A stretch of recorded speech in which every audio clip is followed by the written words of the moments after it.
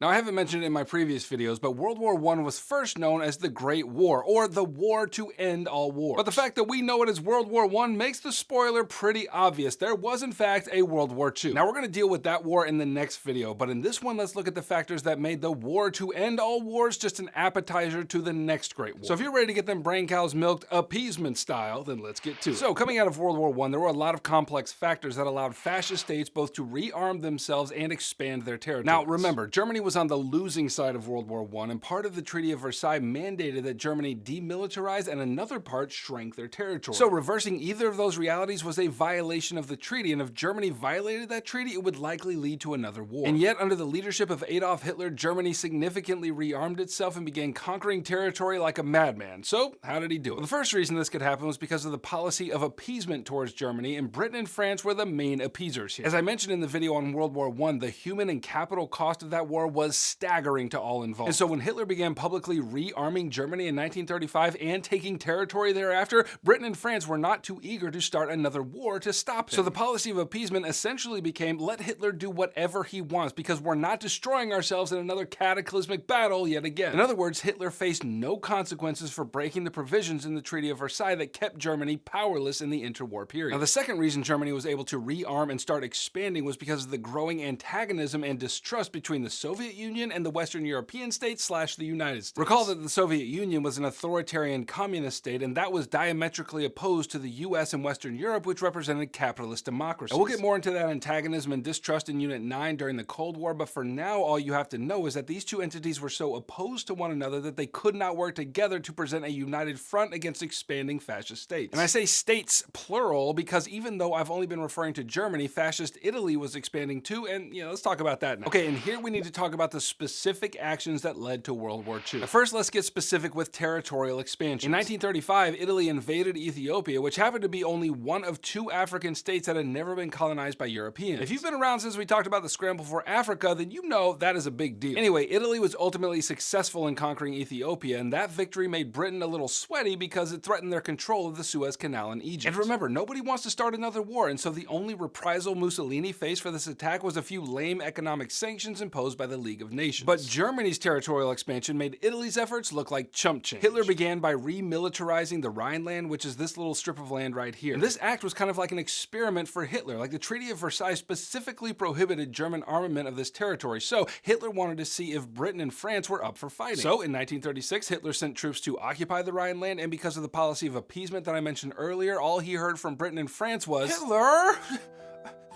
Stop!" And so seeing that Britain and France would do nothing to enforce the treaty, Hitler was like, oh, it's on. So next, in 1938, Hitler annexed Austria, a move known as Anschluss on account of all the Germans living in Austria. And once German troops came into Austria, they decided to hold a little vote to hear from the Austrians whether or not they wanted to be absorbed into the German Reich. And when you know it, like 99% of Austrians voted yes to the annexation. Now hold on, you're trying to tell me that an independent nation in the age of self-determination decided by a margin of 99% that they wanted to be taken over?